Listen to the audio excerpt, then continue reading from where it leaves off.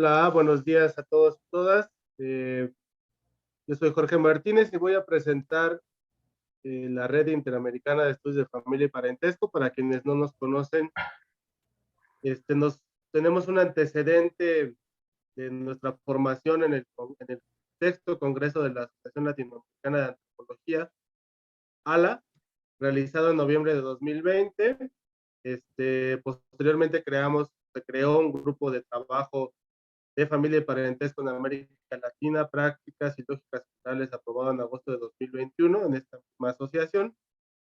Y en RIEFAP formamos parte varios colegas de distintas universidades de varios países de Latinoamérica. Es la Universidad Iberoamericana, la Universidad de la Frontera de Chile, la Universidad de Santiago de Chile, el Centro de Estudios de Investigaciones Laborales, CONICET de Argentina, la Universidad Nacional de Río Negro, la Universidad Nacional de Jujuy en Argentina, el Colegio de la Frontera Sur, la Universidad de Oriente de Cuba, el Centro Regional Noroeste, la Universidad de la República de Uruguay, el Centro Loyola de La Habana, el Instituto Nacional de los Pueblos Indígenas de México, y han colaborado con nosotros distintos ponentes desde el 15 de abril del 2020, 2021, perdón. Y esta es nuestra decimotercera sesión, que está a cargo de la doctora Yuribia Velázquez Galindo, que se llama Estrategias Metodológicas para el Estudio de la Familia, una experiencia etnográfica de la Sierra de Puebla, México. Como ya lo mencionó David hace un ratito, la siguiente semana, en el mismo horario, 14 de julio, tendremos la sesión de seguimiento de esta presentación. Es un grupo más pequeño. Para quienes estén interesados, nos escriben al correo del seminario y les hacemos llegar la liga para la acción del próximo jueves. También los invitamos a la decimocuarta sesión, que va a ser el 1 de septiembre, que se llama Ecologías Andinas y Redes de Parentesco en el noroeste de Argentina, que está a cargo de la doctora Daniela Sacucci. Y pues por mi parte sería todo. Le paso la palabra a David para que presente a Yuri. Bueno, Perdón. Bueno, nos pueden visitar en Facebook, en Instagram y en YouTube. Ahorita les pasamos las siglas. Ahora sí, David. muy bien, muchas gracias, Jorge. Bueno, pues buenos días y como mencionó Jorge, la siguiente sesión es el 1 de septiembre. Descansamos agosto porque no en todas las instituciones, pero en varias en México son vacaciones. O sea, hay un caos vacacional aquí por distintos motivos. Entonces, cada institución tiene sus vacaciones, pero haremos un descanso en ese momento. Como igual en el mes de enero y probablemente en febrero descansaremos porque en Chile y Argentina están de vacaciones. Bueno, pues para mí es un gran gusto presentar a la doctora Yuribia Velázquez Galindo, que pues conozco desde hace varios años y hemos colaborado en varias iniciativas, sobre todo en el Instituto de Antropología de la Universidad Veracruzana, donde ella es profesora e investigadora, pero también antes ella estuvo en un postdoc en la Universidad Iberoamericana. En ese momento ella puso en forma un manuscrito para un libro, que es un libro muy importante, muy interesante, que pues espero que a los que no estén en México tuvieran acceso a él, ¿no? Pero nosotros estaríamos poniendo probablemente en línea algunas publicaciones de ella para que puedan conocer su trabajo. Bueno, pues la doctora Yuribia Velázquez es licenciada en Antropología Social por la Escuela Nacional de Antropología e Historia. Es maestra en Antropología con especialidad en Etnología por el Instituto de Investigaciones Antropológicas de la Universidad Nacional Autónoma de México y es doctora en Historia y Etnohistoria por la Escuela Nacional de Antropología e Historia, aquí en la Ciudad de México. Está adscrita como investigadora al Instituto de antropología y es docente de la licenciatura en antropología social de la Facultad de Antropología de la Universidad Veracruzana en Jalapa, Veracruz. Tiene el reconocimiento como investigadora del Sistema Investigadora Nacional Nivel 1 desde 2015. Desde 1993 hasta 2019 ha trabajado con grupos nahuas de la Sierra Norte de Puebla y desde 2017 hasta la fecha con poblaciones de origen totonaco en el centro del estado de Veracruz, en la costa del Golfo de México, ¿no? Actualmente coordina la licenciatura, un grupo en antropología, desarrollo y políticas públicas en poblaciones de origen indígena, la cual integra proyectos vinculados a la relación con el ambiente y la alimentación y la salud culturalmente apropiada, que desde una perspectiva descolonial y un enfoque que prioriza los derechos culturales, busca valorizar los sistemas de conocimiento indígenas como alternativas viables para afrontar las problemáticas actuales. Bueno, y esto menciona ahora su libro titulado ¿Por qué venimos a este mundo a ayudarnos? Construcción social de la persona y transmisión cultural de los nahuas. Fue publicado en coedición y la Universidad Veracruzana, creo que en el 19, ¿no fue así? Y luego ha colaborado también en capítulos de 17 libros colectivos, artículos científicos en revistas nacionales de trabajo, alimentación y cocinas en las Américas, en la Asociación Latinoamericana de Sociología, ALAS, ¿no? Que tiene su congreso en México, me parece que en el mes de agosto, ¿no? Bueno, y es parte del Comité Ejecutivo Nacional de la Asociación Mexicana de Estudios Rurales. Bueno, sin más, con gusto le doy la palabra a la doctora Yuridia Velázquez. Adelante, Yuridia. Sí, pues muchísimas gracias. Primero que nada, pues agradecer la invitación que me hicieron los coordinadores de la red para presentar esta charla, esta conferencia. Y bueno, sin más voy a presentarla.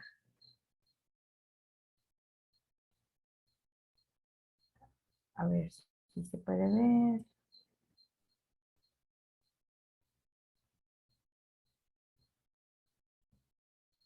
¿Ya se puede ver? Ya te vemos, pero dale otro clic ahí al, ¿viste? Ahí. Ahí está mejor, Yuribia, sí. ¿Sí? Perfecto. Bueno, pues vamos a comenzar la charla. Voy a hacer esto un poco más pequeñito. Bueno, quiero hablarles en esta ocasión sobre las estrategias metodológicas para el estudio de la familia, una experiencia etnográfica de la Sierra de Puebla, México, que, bueno, tiene que ver con reflexionar más que nada sobre la práctica antropológica en trabajo de campo que realicé.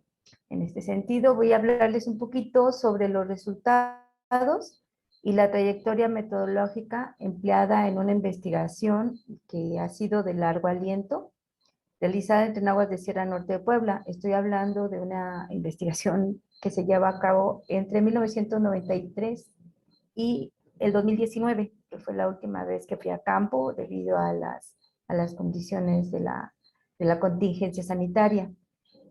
Pero bueno, en el marco de este tiempo, estoy hablando de un poco más de 5 años de estancia efectiva de investigación en campo. ¿Sí? Creo que esto es muy importante mencionarlo.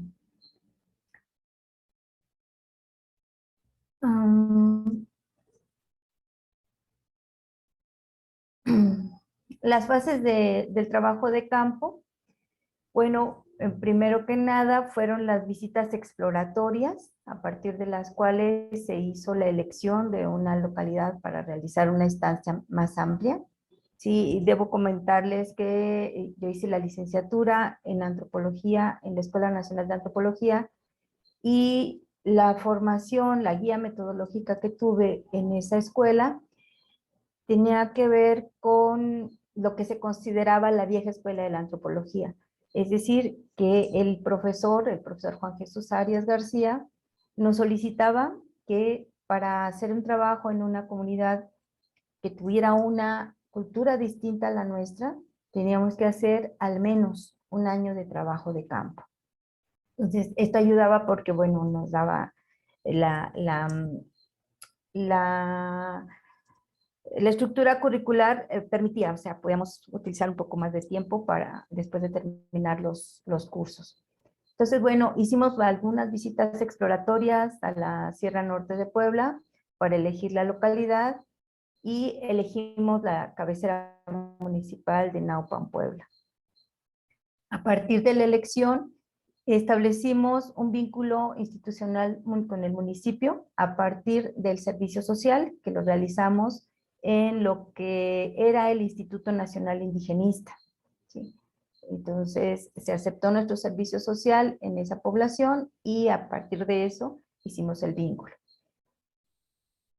Hicimos la presentación con autoridades y se aceptó la estancia, nuestra estancia. A partir de la aceptación de la estancia, hicimos un año ahí viviendo en la cabecera municipal de Naupan, lo que nos permitió conocer la vida familiar y las redes familiares establecidas en las localidades cercanas. 2 años más, o sea, hicimos 2 años más de estancia, o sea, de tiempo completo, en la ciudad cercana de Huauchinango y visitando localidades, ¿no?, de los municipios de Naupan, Huauchinango, Jilotepec y Tlaola. Y este vínculo con las otras poblaciones nos permitió constatar, ¿no?, si lo encontrado durante el primer año era algo particular o era general, ¿no?, en el marco de las prácticas de los nahuas. Posteriormente, en el marco ya del desarrollo de las tesis de maestría y doctorado, estuvimos haciendo 45 días cada 6 meses, ¿no?, que es la temporalidad de trabajo de campo en distintas localidades del municipio, porque siempre tuvimos en mente un estudio regional. Después, ya al término de las tesis, pues hacíamos estancias de una semana durante las vacaciones de verano para hacer visitas a conocidos y participar de sus festividades, ¿no? Esto se ha mantenido pues siempre, ¿no? Les digo, ha estado interrumpido a partir de las condiciones de contingencia, pero hemos tratado de mantener vigentes las relaciones establecidas desde aquellos años.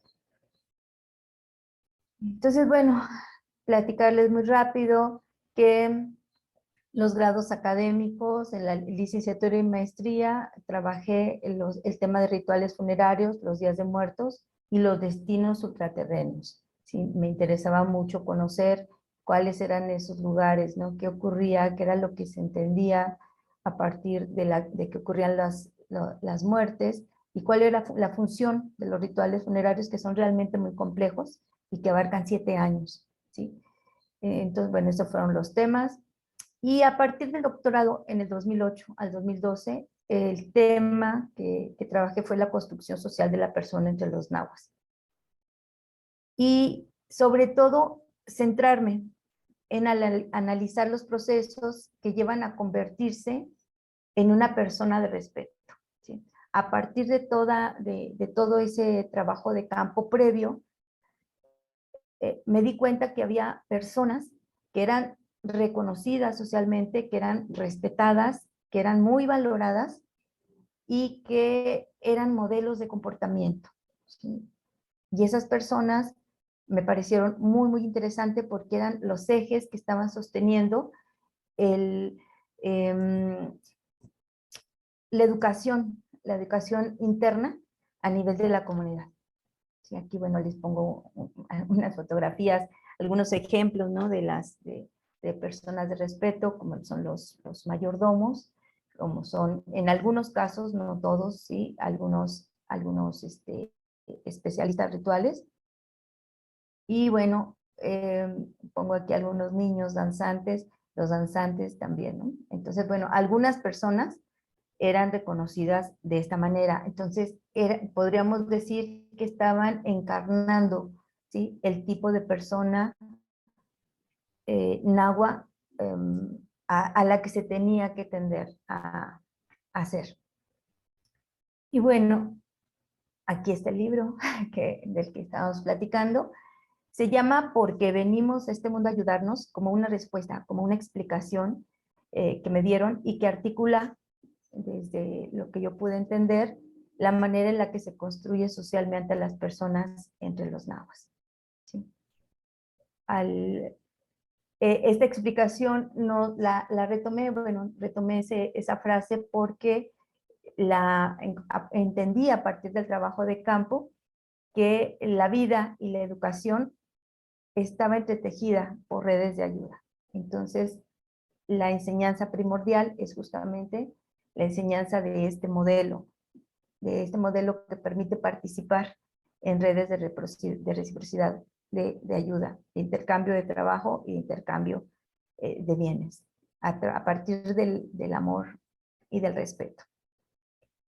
Entonces, bueno, hay influencias importantes, la propuesta de la doctora Catherine Good en sus ejes conceptuales entre los nahuas de Guerrero, quien señala que la base de la reciprocidad es el intercambio de fuerza, de trabajo y de bienes como expresión de amor y de respeto, y que este intercambio tiene un papel muy, muy importante en las relaciones de parentesco, porque a partir de esta participación en las redes de ayuda, la gente, o sea, se construye un grupo particular de personas con las cuales hay compromisos que son entendidas como mi gente, ¿no? La gente con la cual yo estoy vinculado. También otra influencia muy importante fue la del doctor Roger Magazine, particularmente su libro El pueblo es como una rueda, en donde él habla enfatiza pues la construcción de las personas, de los sujetos, eh, bueno, enfatiza principalmente que la gente en estas localidades están más enfatizados en la construcción de las personas que en la generación de objetos, ¿sí? Y que tiene un gran papel en esta construcción de sujetos, la generación de subjetividad activa, es decir, el gusto, la motivación para actuar. Y bueno, del doctor David Robichaud, toda su propuesta sobre el desarrollo del grupo doméstico mesoamericano, y de una autora que conocí gracias a Roger Magazine, Marlene Streeter, en su crítica a las dicotomías excluyentes individuo-sociedad, y a una propuesta que me pareció muy interesante, que en vez de asumir al individuo como separado de la sociedad, ella propone la existencia de un individuo, es decir, que está en él mismo, está la sociedad entera. Entonces no hay una separación, es una separación pues falsa, ¿no? Entonces, bueno, les platico muy, muy rápido del contenido de este trabajo, porque utilicé como modelo explicativo el ciclo de vida para ir articulando la manera en la que las personas están integradas, ¿sí? A estas redes que van generando la interdependencia entre los seres humanos y entre los seres no humanos desde el momento de su nacimiento. Entonces, bueno, la estrategia fue iniciar, ¿no? con la boda, hablar del nacimiento de los niños, del lavado, de los rituales de nacimiento, de cómo se educa, ¿no? Cómo se educan a los niños, cómo se vive la vida en pareja, las reglas de intercambio de ayuda entre los humanos y los no humanos, considerando, por ejemplo, la mano vuelta, estos trabajos colectivos, como lo que le llaman allá la faina, o le llaman en otros lugares el tequio, la participación en las mayordomías, el intercambio también que ocurre entre los seres que habitan, más bien que constituyen lo que nosotros llamamos la naturaleza. La vida correcta y la gente de respeto, ¿no? Cuando ya al haber sido educados de una manera particular, las personas ya son reconocidas socialmente como personas de respeto, ¿no? El papel que tienen los ancianos, los padrinos, las fuerzas, las diferentes fuerzas, la fuerza espiritual, la fuerza social, el papel, la muerte, ¿sí? Cómo se vive la muerte, y cómo la muerte sigue siendo parte del ciclo de vida finalmente, porque se sigue manteniendo relaciones sociales también con las personas que ya son difuntas. Bueno, como parte de la investigación realizada, no se los voy a platicar toda, pero si quieren enfatizar algunos puntitos, fue que retomando como base la práctica social y las exégesis de las y los actores, encontré la existencia de un sistema de pensamiento compuesto por teorías particulares que son explicativas del mundo náhuatl y que llenan de sentido la experiencia vivida. Y lo manejan como eje de sus vidas y por eso son reconocidas socialmente. Entonces, a este modelo que encontré le llamé el modelo de interdependencia náhuatl.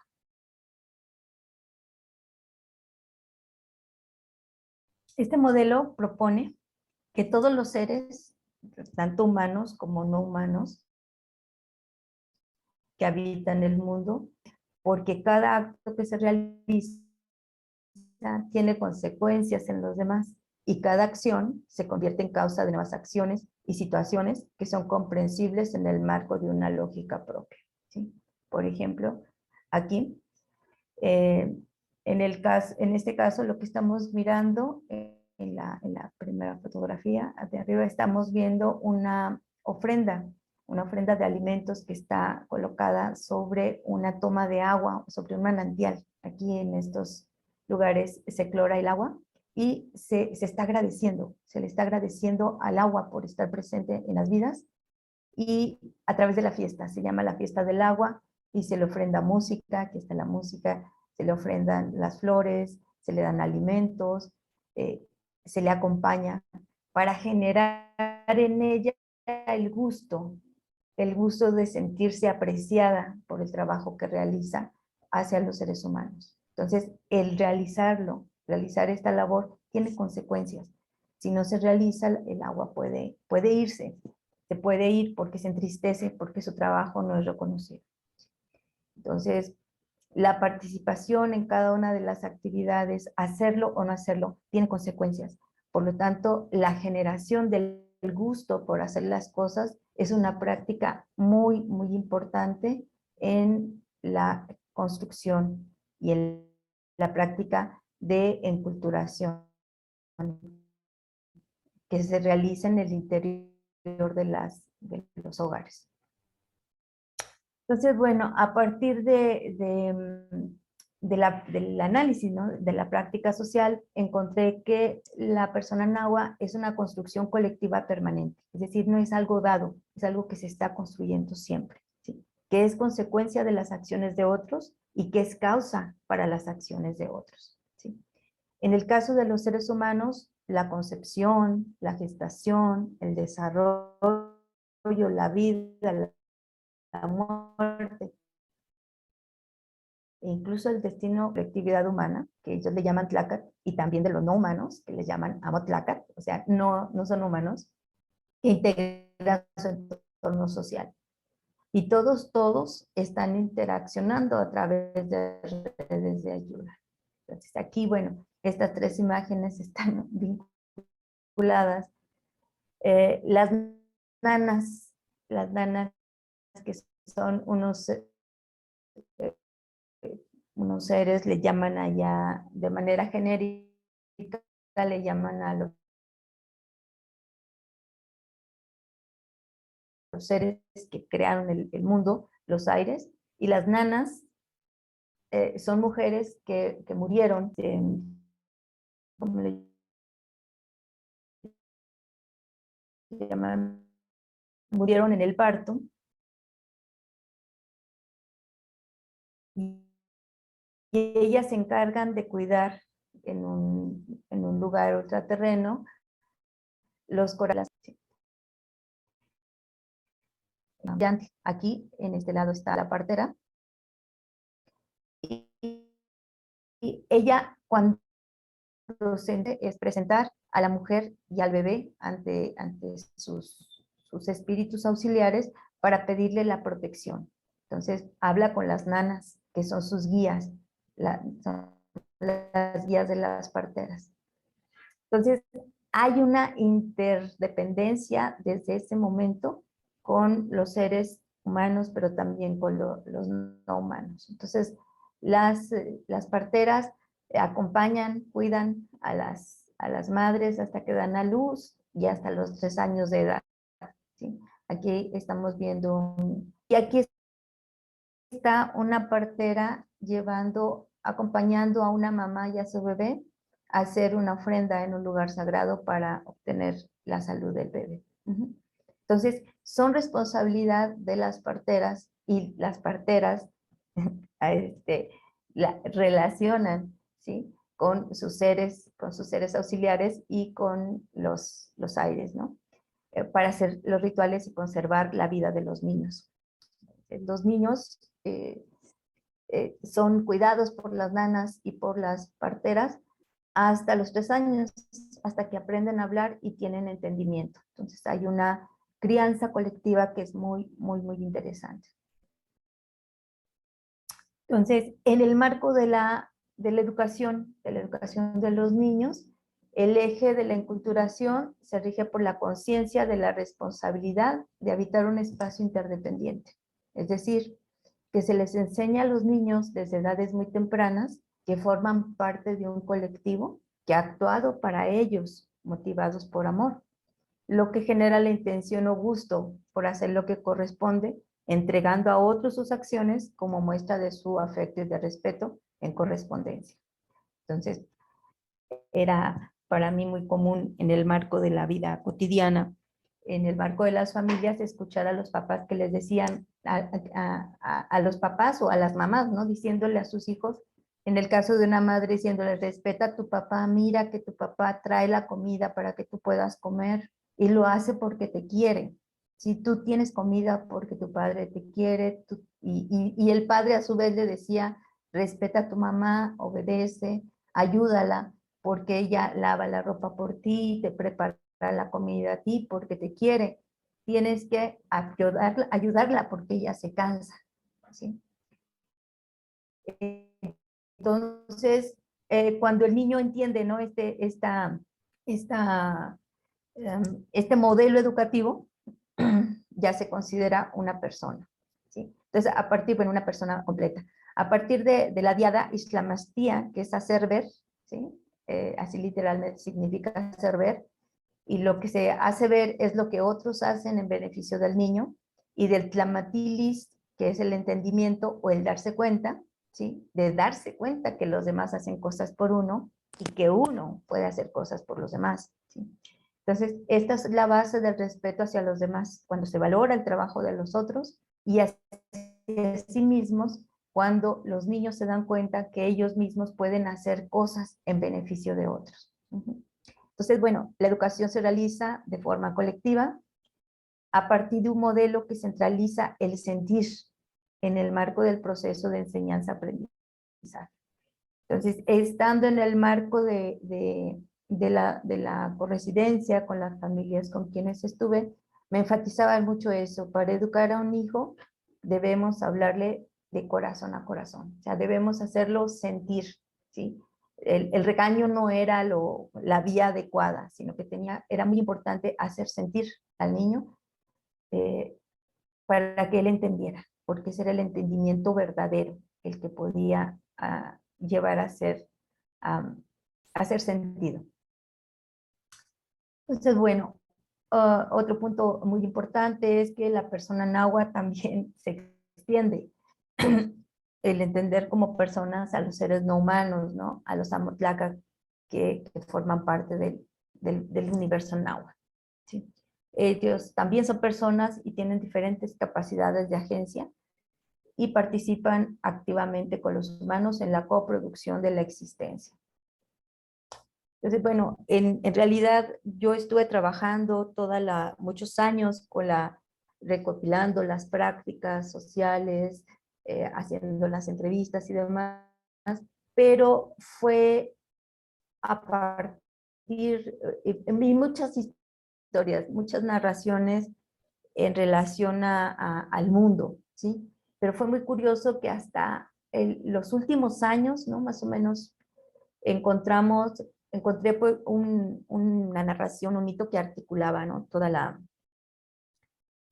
lo que habíamos estado aprendiendo y que nos hablaba de esta realidad distinta en la cual ellos están habitando, porque cada uno de ellos me explicaban que cuando Dios creó el mundo, si Dios principio de todas las cosas, creó el mundo, se dividió en muchos, y estos muchos quisieron crear al ser humano. Entonces estaban muy emocionados, crearon al ser humano y lo hicieron un hombre y una mujer. Y después de que hicieron ese hombre y esa mujer, dijeron, híjole, ¿y ahora cómo vamos a hacerle para que vivan?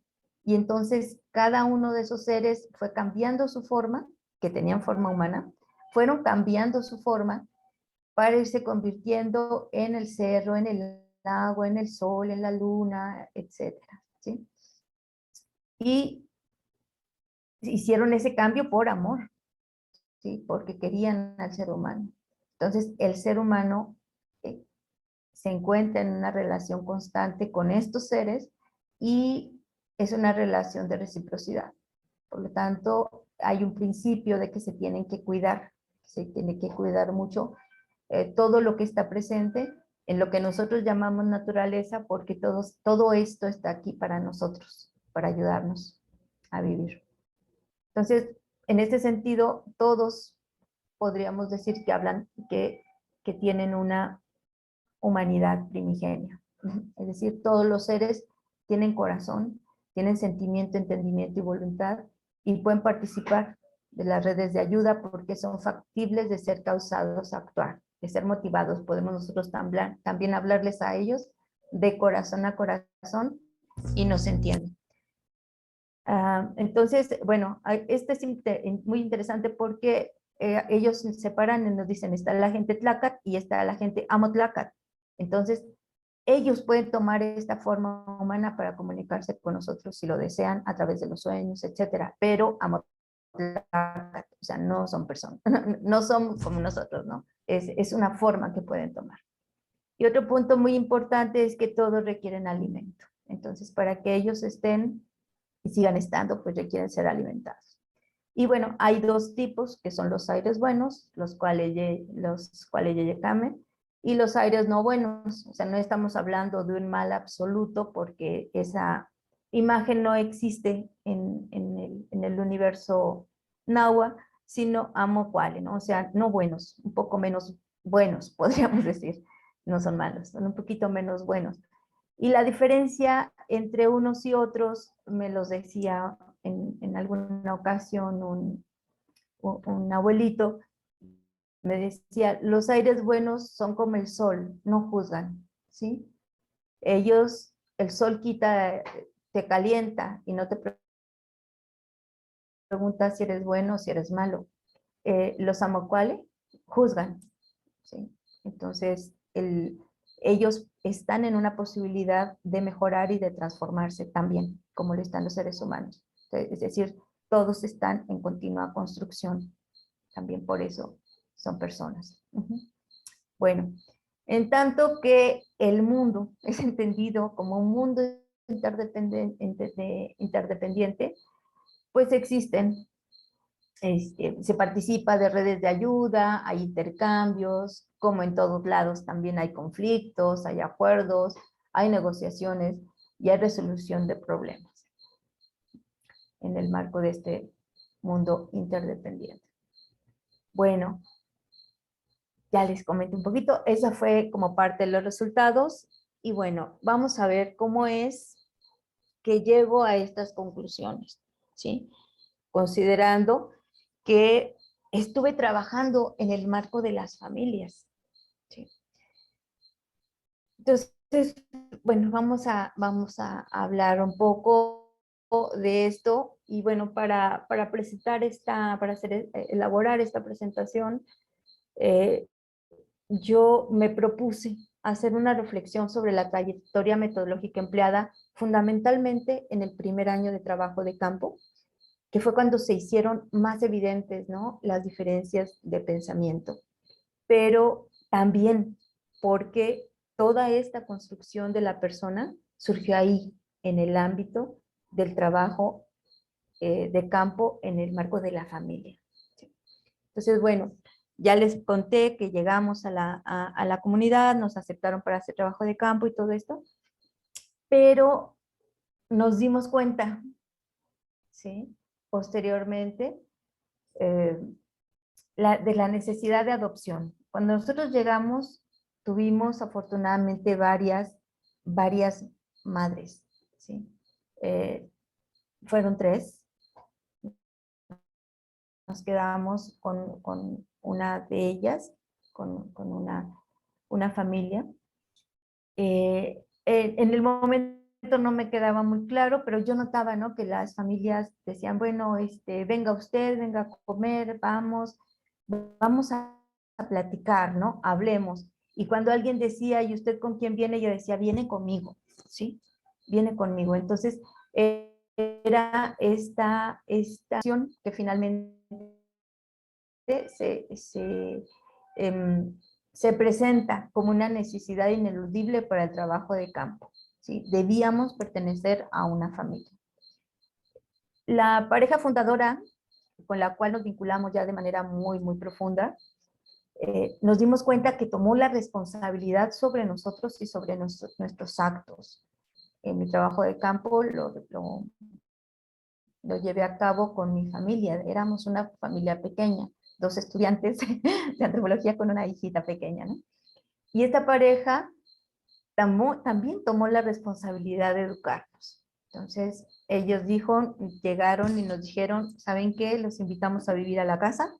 Ustedes no pueden estar viviendo, estábamos nosotros quedándonos en el espacio de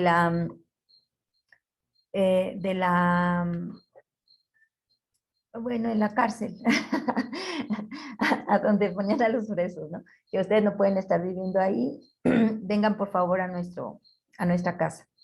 Y nos integramos a la casa.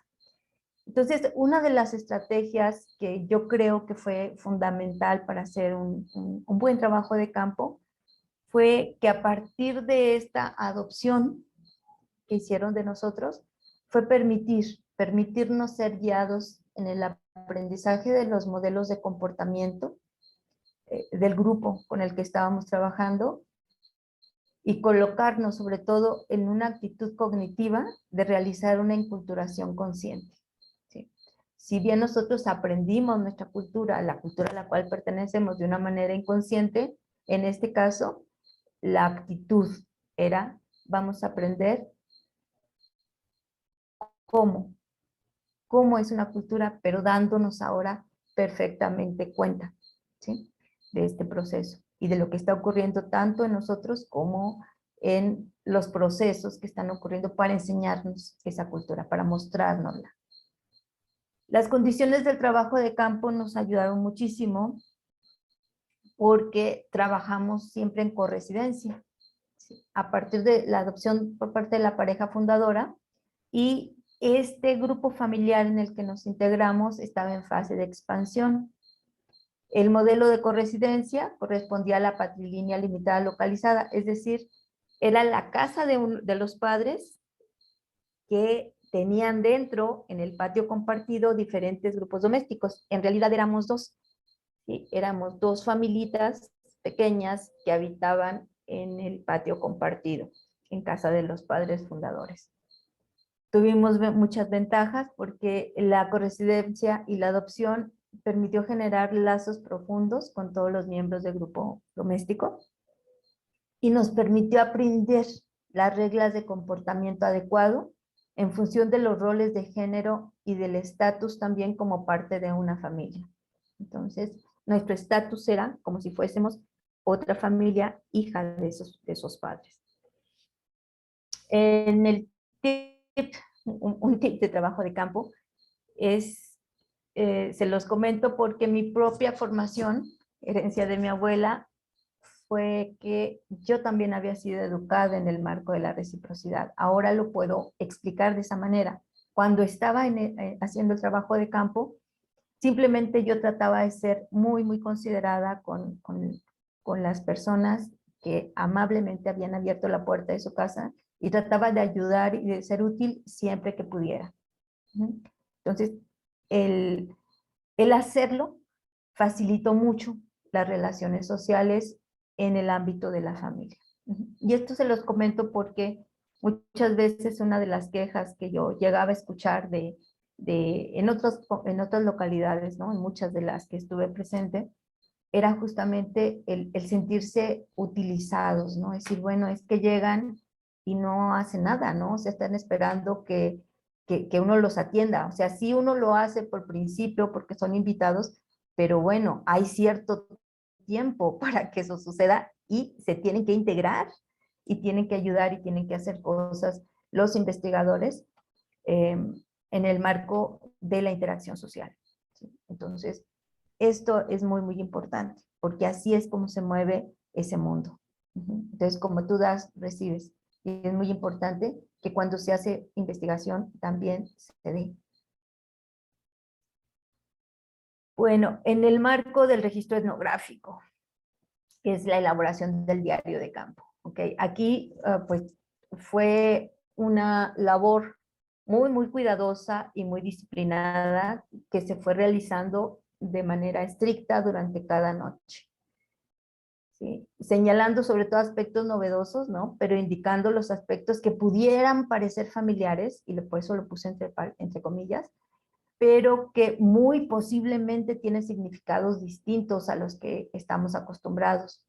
Entonces, en el marco de la aplicación, ¿no? De la elaboración del registro etnográfico, siempre tenemos que estar aplicando la reflexividad en todo momento, siempre conscientes que a lo mejor eso que parece familiar puede estarse realizando por significados diferentes a los que nosotros estamos imaginando. Es muy importante que entendamos que encontrar normas de comportamiento, ¿sí? Pautadas, como la relación, por ejemplo, entre los miembros de la familia, los modelos educativos, entre otros, solo pueden ser analizados si se cuenta con material etnográfico detallado sobre el desarrollo de las situaciones concretas, ¿sí? Entonces, es fundamental describir las situaciones en el diario de campo, aunque pudiera ser que en un principio no se comprendan del todo, ¿sí? Para posteriormente preguntar y encontrar su sentido, el sentido de la práctica poco a poco. Para la observación directa de ciertos eventos, era importante elaborar en la noche guías previas, ¿no? De observación para mantener la atención enfocada. Entonces, a veces cuando decíamos, bueno, vamos a ir a un lavado de manos, ¿no? Que es como un bautizo tradicional, porque es un ritual para los niños. Sí, entonces era así como que muy rápido nos poníamos a hacer las guías de observación, pero no olvides poner atención en lo que va a hacer, ¿no? La partera, no olvides poner atención en qué pasa con el niño, si yo no lo veo, velo tú, ¿no? Fue muy importante también contar con apoyo en el marco de las observaciones. Entonces, cuando se hace la observación directa, al ser integrados como parte del grupo familiar, que siempre estaban ellos explicando a todos los curiosos que estábamos ahí, porque estábamos haciendo una investigación, etcétera, fue posible observar y registrar las actividades no nada más de la familia con quienes estábamos, sino de las familias que estaban cercanas. ¿Sí? O sea, recuerden, éramos tres familitas, ¿no? Una familia fundadora, dos familias más pequeñas, que integrábamos el grupo doméstico, y este grupo doméstico también estaba vinculado con otras familias, ¿sí? Con las primas, las tías, las sobrinas, las comadres, etcétera, etcétera. Y el estar en el marco de la familia nos permitía estar vinculados con las actividades de todas las familias cercanas. Entonces, gracias a ello fue posible observar prácticas vinculadas al embarazo, al parto, los rituales del ciclo de vida, lavado de manos, matrimonio, rituales. O sea, dense cuenta de la riqueza que implica el hacer el trabajo en el marco de una familia integrada. O sea, pero lograr esa integración es la parte fuerte, ¿no? Entonces también las asociadas al ciclo agrícola, la bendición de la semilla, petición de lluvia, etcétera, días de muertos, celebraciones colectivas como las mayordomías.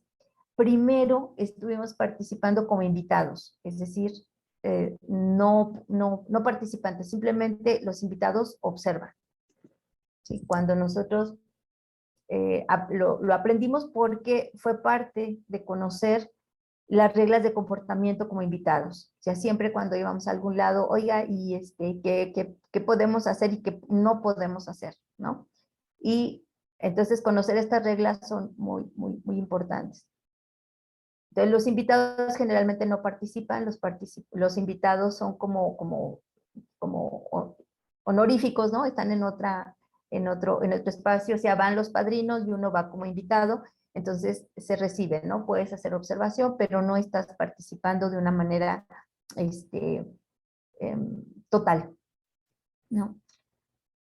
Bueno, en el vínculo, conociendo, organizando de qué manera se estaban articulando los diferentes grupos familiares, pues fue necesario elaborar los árboles genealógicos, ¿no?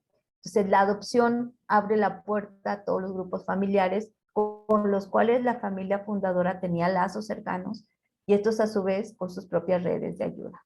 Entonces, para comprender cómo estaban organizados y sobre todo para saber quién era quién, fue indispensable generar árboles genealógicos que posteriormente fueron utilizados para otras cosas, ¿no? En este trabajo para conocer el funcionamiento de las redes de ayuda, ¿sí? Gracias a estos árboles genealógicos fue posible notar la extensión de las redes de intercambio hacia localidades del municipio, incluso fuera de ellos, ¿no? Que luego se hacían presentes al momento de los compromisos colectivos, como las mayordomías, por ejemplo. Entonces, los árboles genealógicos son muy, muy útiles cuando estamos trabajando con los grupos familiares. Ya con el paso del tiempo fue posible aplicar la observación participante de una manera muy, muy, pues más profunda, ¿sí? Fue una siguiente fase, porque la familia fundadora era invitada a participar en eventos colectivos y ahí aprendimos que cuando los abuelos eran invitados, todo el grupo extenso debía colaborar. Entonces, ahí vimos que era posible hacer una observación desde un ángulo distinto al invitado. Ahora había que participar de las redes de intercambio. Aprendí, ¿no?, mucho sobre el rol femenino. Aprendí a convivir con las molenderas cuando se tenía esa función, porque te iban a invitar como mujer a moler, a hacer la comida, ¿no? Y también ahí, pues, a estar siempre en esta actitud de aprendizaje. Al principio, pues, era bien difícil, ¿no? Me acostumbré a las risas por el pésimo desempeño, pero poco a poco la situación fue mejorando y después era incluso alguien que decía, sí, pues miren, yo ya le enseñé, ¿no? Entonces era algo muy, muy, muy interesante ver cómo la construcción, ¿no?, de la formación como persona, ¿sí?, hacia mí, pero también hacia los niños, era algo que era completamente colectivo. Las ventajas de participar, ¿no?, a nivel interno, ¿no?, en el marco de una familia, cuando se está haciendo este tipo de invitaciones, es que es posible hacer preguntas, yo le llamo aquí tras bambalinas, porque sobre todo lo que está ocurriendo en el marco del ritual, o sea, tú estás observando, pero estás observando desde un marco de participación. Y eso es diferente cuando eres nada más invitado. Cuando eres invitado ves desde fuera, pero cuando eres parte, pues estás desde dentro. Y el participar del trabajo colectivo te genera como una complicidad particular, ¿no? Entonces ahí podríamos desde la cocina asomarnos y ver qué están haciendo y preguntarle, yo con toda la confianza, oye, pero ¿qué pasa? ¿Por qué se está haciendo esto o aquello? Y ver cuáles eran generalidades y cuáles eran excepciones, ¿no? En el marco, por ejemplo, de la celebración de un ritual. La gran desventaja, ¿no? de este tipo de observación, de la observación participante, pues era tratar de retener en la memoria todo lo ocurrido hasta que terminaban los eventos, que podían durar a veces 2 días y una noche o más, ¿sí? O más largos, ¿no? Sobre todo cuando se iba, por ejemplo, a hacer algún ritual en la cueva, eran mucho más días de trabajo. Rituales de sanación también eran muy largos. Entonces, las entrevistas antropológicas también, ¿no? Pueden aplicarse de una manera muy, muy adecuada. Estas entrevistas antropológicas se caracterizan por no ser directivas, ¿sí? Y permiten que las asociaciones conceptuales de los interlocutores fluyan libremente a partir de una propuesta de diálogo temático. Y bueno, parte de lo que es muy importante es que a partir de conocer la dinámica de la familia, puedes elegir la ocasión, ¿sí? Para aplicar esta técnica y no otra, ¿no? Y bueno, yo aquí les platico lo que escribí un poquito. Les comento que las charlas más largas que se podían hacer era cuando eran esos momentos de descanso, ¿no? Por ejemplo, cuando ayudaba a desgranar el maíz para preparar el nixtamal antes de la cena, eh, o cuando terminábamos de lavar la ropa. O sea, en esos momentos de descanso en los que podíamos dedicar un tiempo a la plática, ¿sí? Entonces, elegir esas ocasiones es fundamental y sobre todo mantener la atención flotante para seguir la lógica de los interlocutores. Entonces, si me decían a mí alguna cosa que yo no le entendía, podía solicitar con toda tranquilidad que se me explicara, ¿no? Como ventaja, la técnica, a pesar de que requiere tiempo para implementarse, eh, es muy importante, ¿sí? Primero que nada, bueno, el tiempo y en segundo momento esta atención flotante para poder ubicar las explicaciones que no corresponden a nuestros modelos cognitivos, ¿sí? Y preguntarlo. Una de las estrategias que yo utilizaba era hablar de cómo se están las cosas en mi tierra. Por ejemplo, no, pues es que en mi tierra los niños, pues si se portan mal los regañamos, ¿no? Y ella, a mí lo que me explicaban era, bueno, espera, o sea, es que mira, si tú le gritas a un niño, entonces se asusta, y si se asusta, su corazón se cierra y no va a entender, ¿sí? Entonces, generábamos diálogos de interlocución, ¿no? En el que yo hablaba, pero cuidando mucho de que no se percibieran como la forma correcta, ¿sí? Sino dejando abierta la posibilidad de que todo pueda hacerse de maneras distintas, a veces más efectivas, ¿no? Que es muy importante. Esto, en particular, la parte de la educación para mí fue un punto muy importante, que lo aprendí a través de la observación directa del trato con sus niños y el trato también con mi niña, ¿no? Porque yo tenía una bebé en ese momento, bueno, una niña de 2 años, iba para 3 años, y entonces las abuelas se sentían también como con la obligación de explicarme cómo era la manera correcta de educarlos. Bueno, otro modelo de trabajo que utilicé fueron las entrevistas grupales, que en el marco de la interacción con personas ajenas, o sea, cuando había visitas, por ejemplo, ¿sí? Era posible lanzar preguntas colectivas, ¿no? Lo que permitía identificar cuáles respuestas eran opiniones personales de los miembros del grupo doméstico con quien yo estaba participando y cuáles podían ser validadas como pensamientos colectivos o generales sobre temas particulares. Entonces, bueno, esto lo apliqué bastante porque me parecía muy interesante y necesario, ¿no? Constatar que efectivamente la información que yo estaba recibiendo no eran no eran respuestas individuales, ¿no? Sino que sí, sí formaban parte de la colectividad, con la cual la colectividad náhuatl.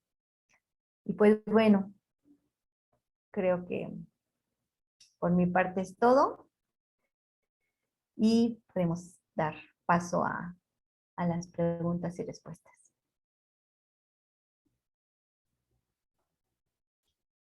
Bueno, muchísimas gracias, Yuridia. Fue un gusto escucharte, escuchar sobre todo tu compartir con los demás una metodología que, bueno, se supone que desde Malinowski debemos de haber implementado eso en antropología, pero desgraciadamente las condiciones de distinta índole, los tiempos para terminar los grados no permiten eso y no permiten profundizar desafortunadamente como tú pudiste hacer, ¿no? Así es que realmente fue un privilegio escuchar tus resultados y además saber cómo pudiste observar esto. Bueno, yo hay preguntas, varias preguntas ya que han hecho por el chat y ustedes pueden seguir las preguntas, pero primero yo quisiera también hacer algunos comentarios breves, ¿no? Por ejemplo, descubriste tus resultados, ¿no? Como principios de interdependencia entre los seres, ¿no? Humanos y no humanos. Eh, me pregunto también qué tanto puede persistir eso en condiciones cambiantes de la economía, ¿no? Economías que llevan a las personas lejos por migración, el no estar la pareja juntos en este proceso, el trabajo asalariado, o sea que una economía que ya no depende de la agricultura, ¿no? Como antes, ¿no? Y también me pregunto qué tanto persiste o partes de esto persisten y cómo se han reacomodado a estos cambios. Por ejemplo, en las urbes, ¿no? Y también el hecho de que oficialmente no tengo a la mano las cifras, supuestamente que son 7 millones de indígenas en México, pero sabemos que el censo, aunque pida la autoidentificación, muchas personas no se identifican como indígenas por todo el estigma que eso representa, y que hay personas que, aunque no hablen la lengua, siguen con prácticas muy parecidas, ¿no? A estas, ¿no? No son consideradas indígenas, pero sí son formas de ser muy arraigadas en una cultura, pues más que milenaria, ¿no? No quiero reificar nada, no quiero decir que las cosas no cambian, pero sí hay cosas muy importantes por el hecho de convivir juntos, de practicar un tipo de existencia, ¿no? En que hay una base económica también en esto, ¿no? O sea que no quiero tampoco relegar todo a lo económico, pero también hay una cierta base ahí. Entonces, como mi pregunta sería, yo creo que seguramente has reflexionado sobre eso, qué cambios se sufren, cómo se adaptan estos principios, estas formas de ser a los cambios, ¿no? La caída de la economía del maíz, pero ya me repito, ¿no? Y la migración a las ciudades, la ausencia, ¿no? De miembros, ¿no? Y también otro comentario, yo ahora entiendo lo que estaban tus informantes diciendo cuando decían amo Tlacat, ¿no? Yo trabajé en Tlaxcala en una situación en que los niños me hablaban en náhuatl, pero la lengua se perdió muy rápidamente, ¿no? Y ya, digamos, las personas menores de 30 años no hablan la lengua. Pero uno de mis informantes me hablaba cuando hablaba de algún ser no humano. Decía, no es de aquí, no es de aquí. Estoy seguro que él estaba traduciendo para mí, mi beneficio, el amo tlaca. ¿No? El amo es no en náhuatl, ¿no? Entonces, no sé si quisieras responder a algunos de estos comentarios, o si no, tampoco no estás obligada. Tengo varias Sí, otras muchas preguntas en la gracias, cola, ¿no? doctor, los comentarios, las preguntas. Sí, efectivamente, a mí me ha parecido fascinante la manera en la que la construcción social de la persona se mantiene a pesar de los cambios. ¿sí? O sea, este modelo de, de, de, de mundo interdependiente se mantiene, ¿no? Algo que, como les comentaba, mm, cuando yo lo viví en la población, en este primer año de trabajo de campo, en el que yo solo registraba y registraba y registraba y seguía registrando, ¿sí? Porque realmente yo lo quería comprender, eh, la comprensión de lo que estaba sucediendo sucedió hasta el final, ¿no? Estamos hablando ya hasta la tesis del doctorado. En estos primeros años, yo registraba mucho, pero no podía comprenderlo todo. O sea, había una vivencia y un aprendizaje en la práctica, ¿sí? Esto es algo muy, muy importante que también creo que tenemos que hacer énfasis, que muchas veces en el marco de la práctica social aprendemos significados que no somos, que quedan dentro de nosotros y que poco a poco podemos irlos sacando, ¿sí? El, eh, Mark Bloch creo que es quien señala, ¿no? Que aprendemos escuchando, aprendemos probando, aprendemos viendo y sabemos mucho más cosas de la cultura en la cual estamos trabajando de lo que podemos poner en palabras. Y este aprendizaje se va haciendo cada vez más comprensible. O sea, hagan de cuenta que, como decimos en México, que nos cuesta que nos caiga el 20, ¿no? Y eso pues, se va sucediendo con el tiempo. Cuando decidí ya trabajar el tema de la construcción social de la persona, que fue hasta el 2008, fue recuperar todas mis lecturas, todos mis diarios de campo, situados, ¿no? En la vivencia cotidiana con las familias, registrando todo, ¿no? Las horas en las que se levantaban, el tipo de trabajo que hacían, cómo se hablaban, cómo se saludaban, cuáles eran los problemas incluso a nivel familia, ¿sí? Cuando entraban en conflicto en una pareja. Y en el marco de estas relaciones de pareja me di cuenta que el intercambio, o sea, cuando había un intercambio desigual de trabajo, cuando la mujer no se sentía apoyada o él no se sentía apoyado, ahí empezaban los problemas maritales, porque el no participar del intercambio de trabajo y de ayuda era interiorizado como no me quiere, no le importo, ¿sí? Y esto se solucionaba. Entonces, esto tiene que ver, aunque parezca largo, tiene que ver con la pregunta que me hacías, David, porque sigue siendo un modelo que está muy interiorizado a la fecha todavía, ¿sí? Y que se mantienen como bastiones de resistencia cultural ante este mundo tan individualista que implica la modernidad dominante. Entonces, esta visión de colectividad, esta construcción de la persona se sigue manteniendo como una estrategia de sobrevivencia en el marco de la modernidad, ¿sí? De este mundo competitivo, etcétera, porque se mueve bajo otra lógica. Y a mí me pareció muy significativo en un momento en el que una señora me decía, dice, es que nosotros educamos para ser, para ser buenos, ¿sí? No educamos para tener cosas. Dice, porque ustedes en la ciudad se concentran en tener carro, en tener dinero, en tener casas, en tener cosas. Dice, pero si nosotros educamos para ser buenas personas, todo viene de regreso, ¿sí? Dice, todo se centra en el dinero, que si no tengo dinero no puedo casarme, si no tengo dinero no puedo tener novia, si no tengo ese, porque todos lo centran ahí. Dice, pero si somos buenos, todo va a venir hacia nosotros. Dice, no te va a faltar trabajo porque la gente va a confiar en ti, te va a llamar cuando necesite de alguien de confianza, ¿sí? Son estrategias, a lo que quiero llegar es que son estrategias completamente efectivas para la sobrevivencia en este mundo, ¿no? O sea, no estamos hablando de una visión ideal, estamos hablando de estrategias que son prácticas y efectivamente en el marco de la vida moderna, por ejemplo, en la migración indígena, las personas se mueven y se vinculan a través de sus redes sociales. Entonces, si alguien sale adelante, ayuda a los niños, es bastante grande. Sí. Entonces, es parte de estrategias de sobrevivencia que son altamente efectivas, incluso en este mundo contemporáneo. Entonces, no sé si contesté la pregunta. Sí, sí, y contestaste y creo que abres este camino para otras muchas discusiones.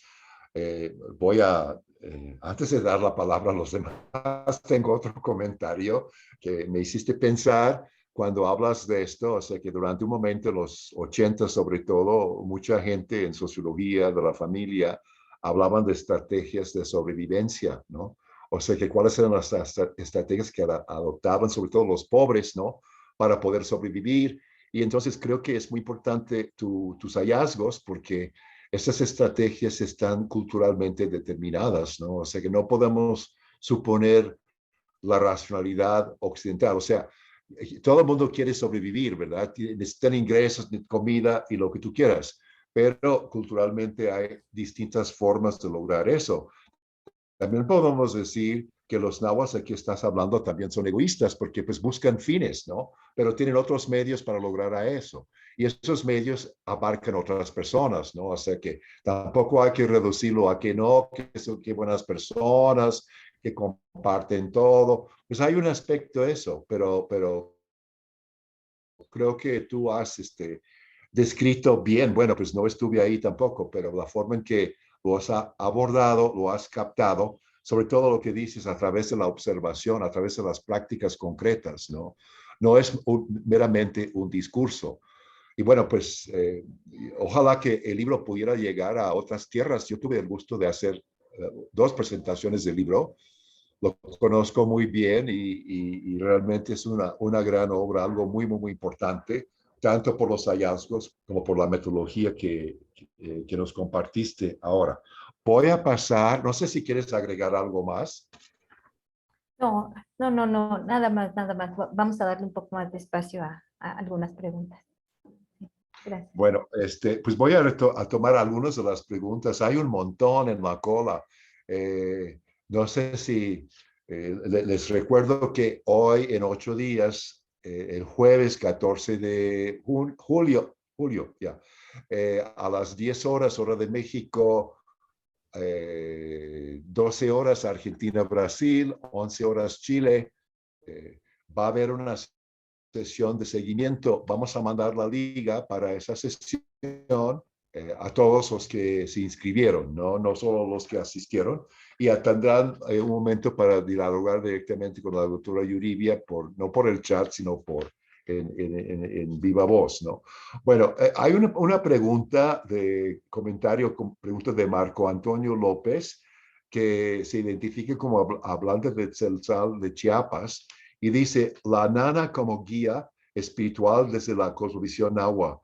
¿Existe término o concepto en lengua náhuatl que refiere a las nanas? ¿Será nanantzin, no? Nanantzin, así es. Es que la Porque, palabra misma de nana es una palabra náhuatl.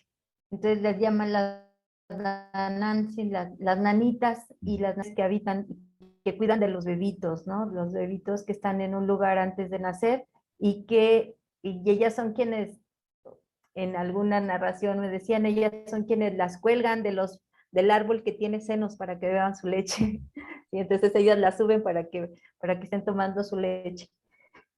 Y se comunican con los niños cuando son pequeñitos. De hecho, me decían que esa era la explicación de por qué un bebé pequeñito cuando está de brazos, a veces se ríe, ¿no? Sonríe o llora o hace gestos, dice, porque ella está platicando con ellas. Él las ve, las percibe.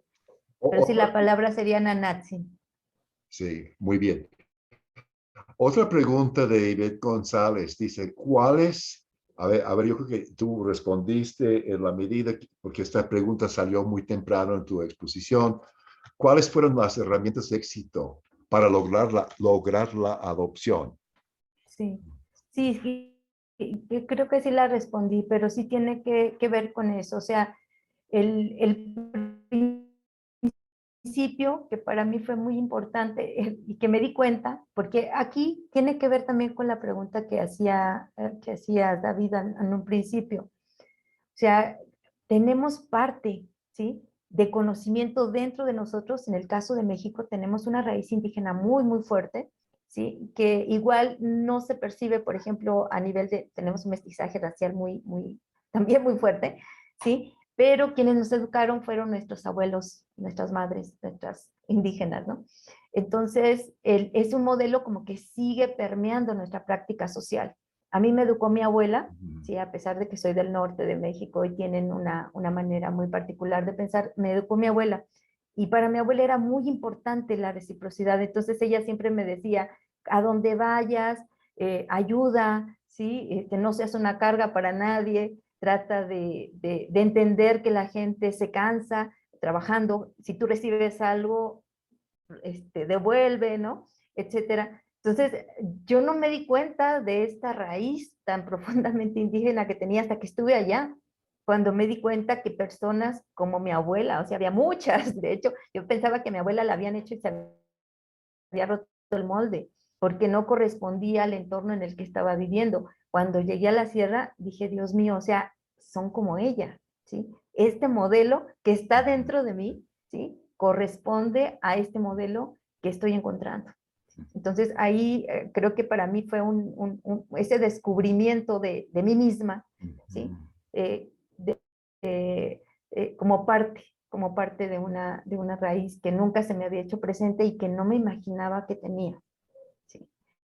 Entonces el modelo de reciprocidad ya como un sistema de vida para mí fue así, muy impresionante, ¿no? Y ver cómo se educaba a los niños para que participaran de esos modelos de reciprocidad, ¿sí? Que como les digo, o sea, son completamente redituables. Uh-huh. Entonces, para mí fue muy, muy interesante, pero creo que el ponerte en esta disposición y en este modelo que es completamente humano, o sea, si no se trata de ir y sentarte, ¿no? A comer, la gente es súper amable en México, ¿no? Te sientes, te van a ofrecer comida, responde lavando los trastes, por favor, ¿sí? O sea, y si no lo piensas hacer, al menos ofrécelo, de todas maneras, ¿no? Ya si te dicen, sí, adelante, ¿no? Lo puedes hacer. Entonces, ese yo creo que es una estrategia muy, muy, muy valiosa para hacer trabajo de campo. Oye, pues gracias sobre todo por compartir las cosas como muy personales, ¿no? Que no es la experiencia de todos. Así que para mí, al contrario, yo descubrí cosas parecidas viniendo de una cultura diferente por contraste. Pero tú también, o sea que esta situación te permitió reactivar cosas que estaban en ti o explicitar valores que te habían enseñado. Entonces, eso nos muestra como que cada experiencia como etnógrafo es diferente, ¿no? O sea que tenemos que tomar nuestros recursos personales que son muy variables, ¿no? Y ponerlos en acción para descubrir cosas, ¿no? Que otros no llegan a ver, ¿no? O sea que hago promoción mucho de mi disciplina, la antropología, que debería de estar haciendo observaciones y convivir con la gente, ¿no? Que ofrece una mirada muy distinta que puede ofrecer una llegada con un cuestionario de mucho tiempo para ver. Bueno,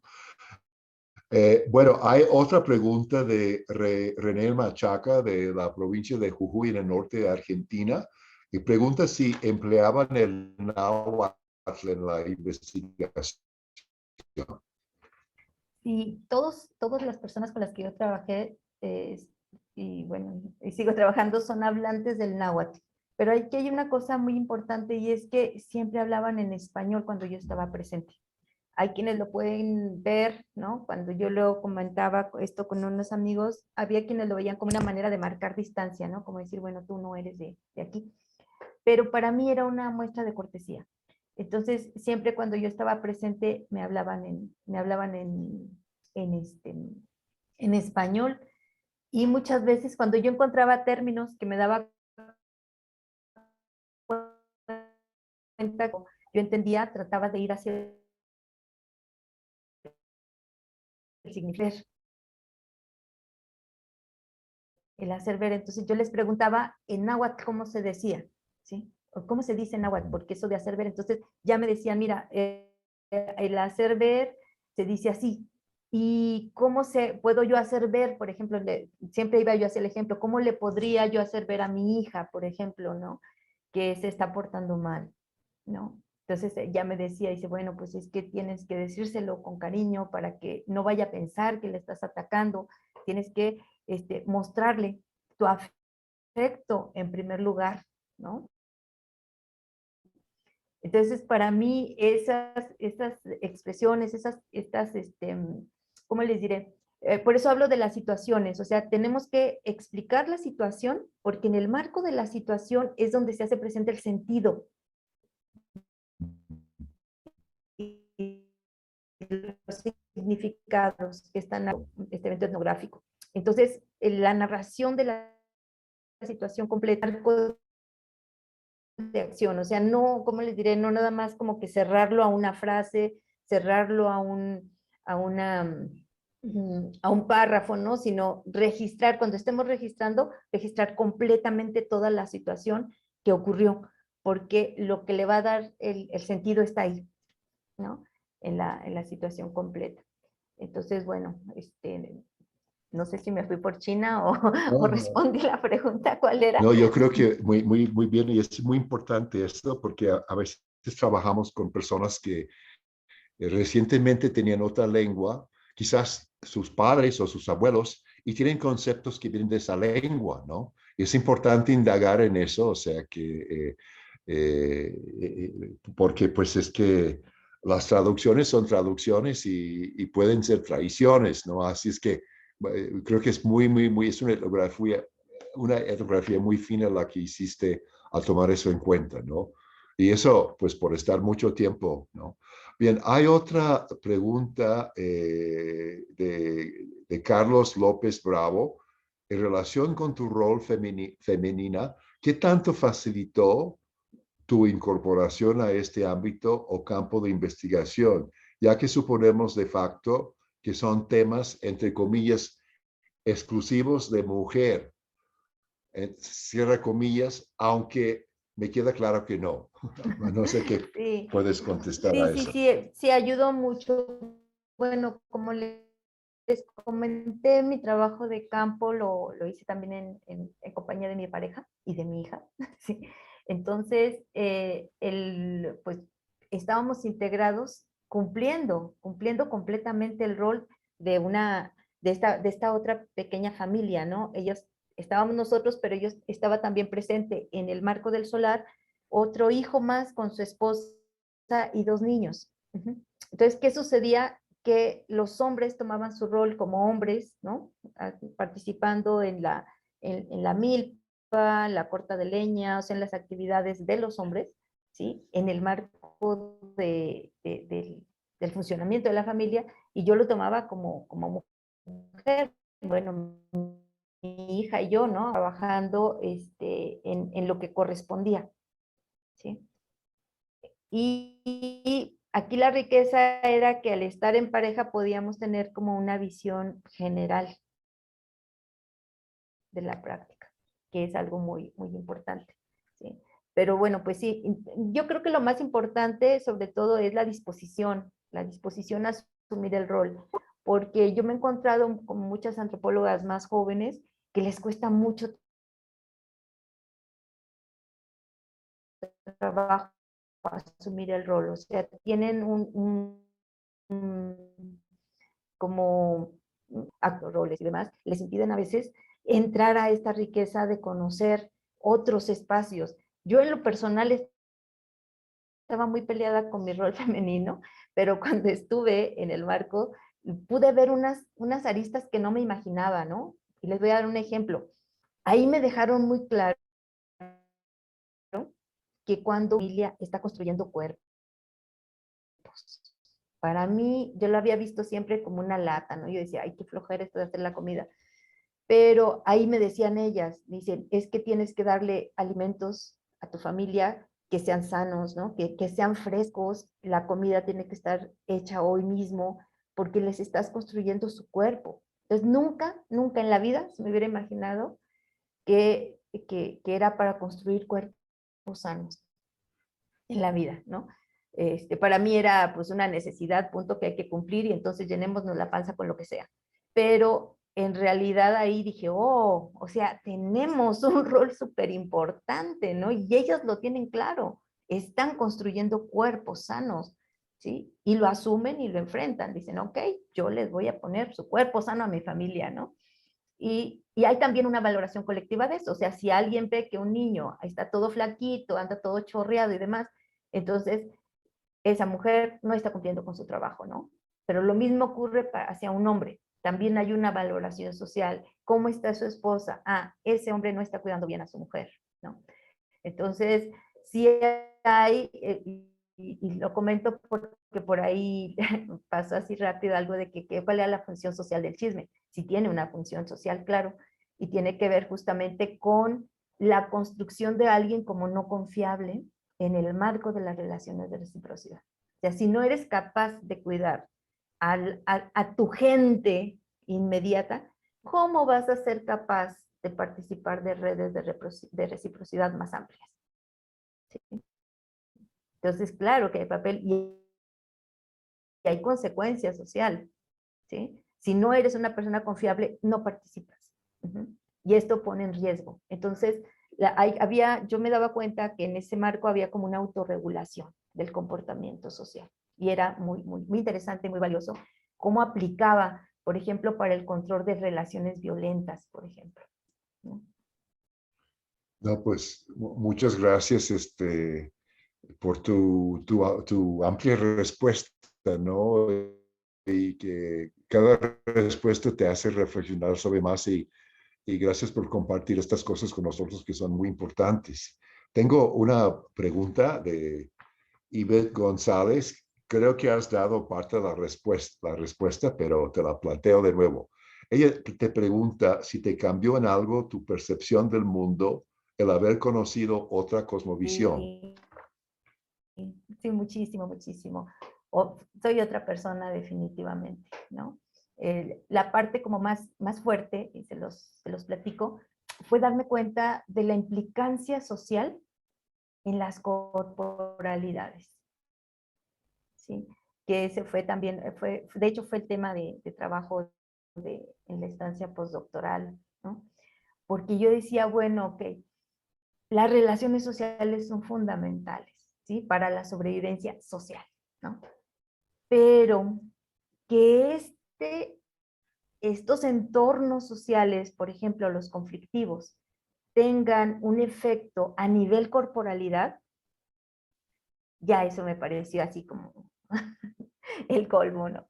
Y eso ocurre, ¿no? Entender que el cuerpo, ¿sí? Algo, o la persona náhuatl, porque no podemos hablar nada más de cuerpo, la persona náhuatl está compuesta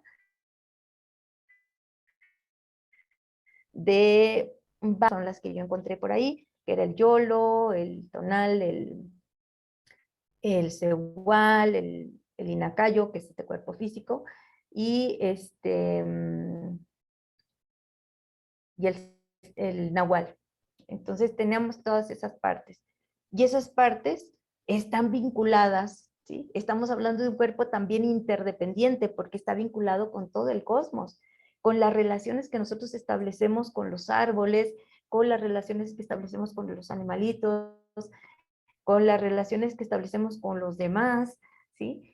Y tienen que ser unas relaciones positivas y equilibradas, porque de otra manera nos enfermamos. Entonces, eso para mí fue impresionante. O sea, yo dije, Dios mío, o sea, ellos lo tienen tan claro y tienen prácticas de sanación enfocadas en cada uno de estos aspectos, ¿no? Entonces, poder vivir en equilibrio para mí era impresionante.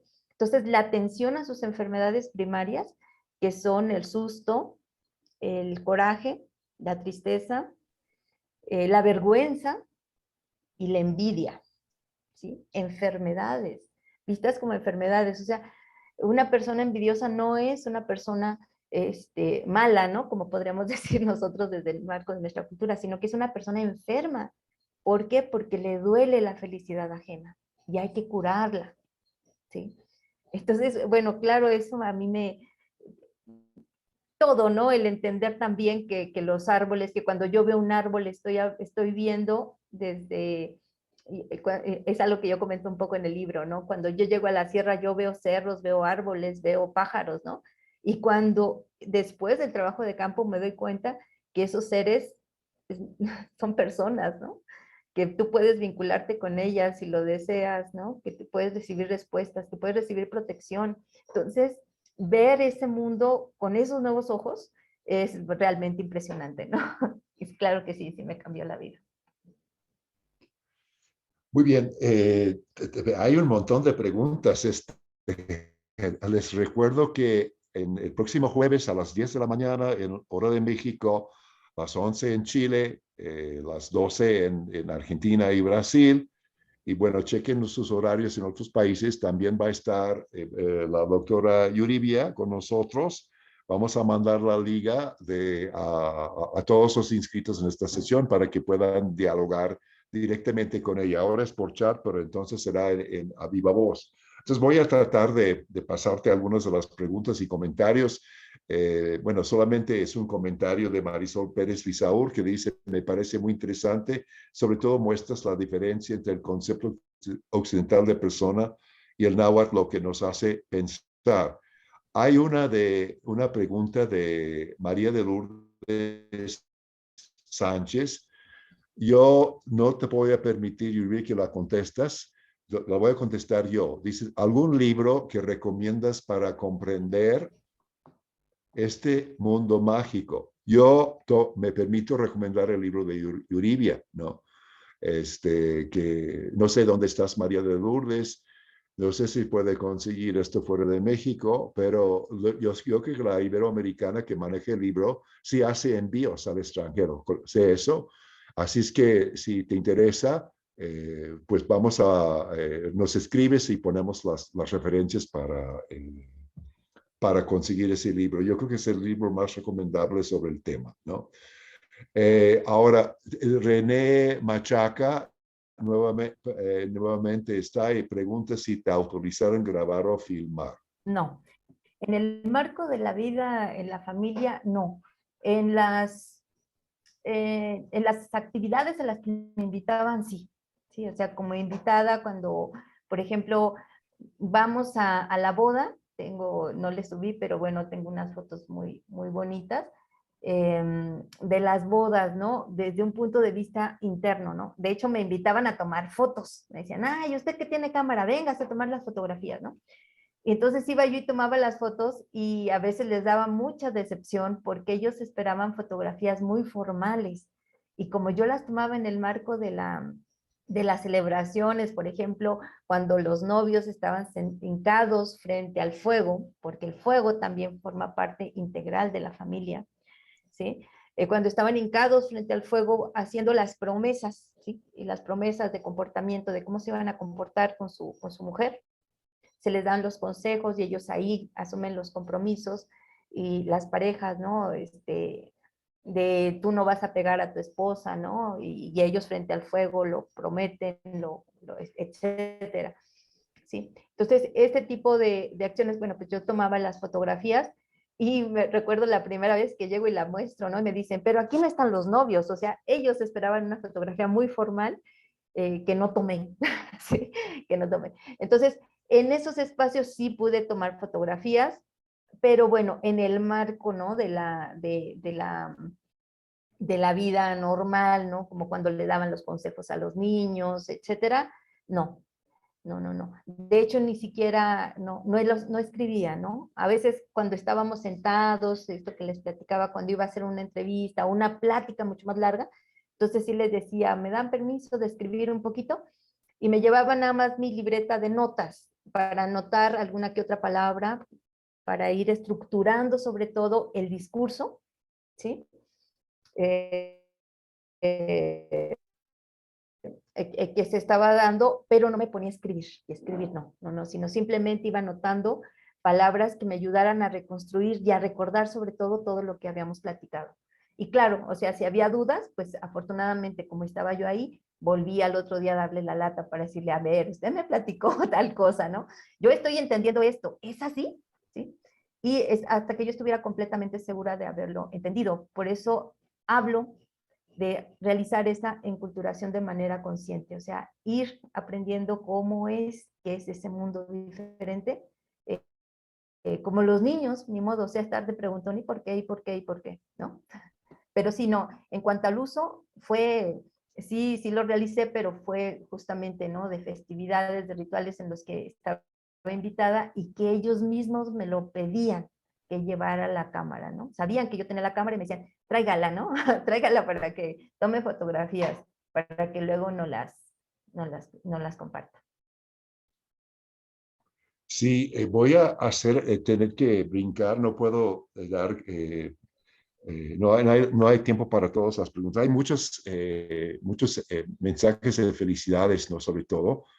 Y bueno, eso es una pregunta de Claudia. Dice, ¿qué papel crees que tiene la opresión racial o la colonialidad en esta comunidad de lo que llamas la construcción de la Sí, persona? tiene papel, sí tiene papel. Entonces, pero es un papel que tiene a nivel nacional, es una construcción histórica, ¿no? Completamente.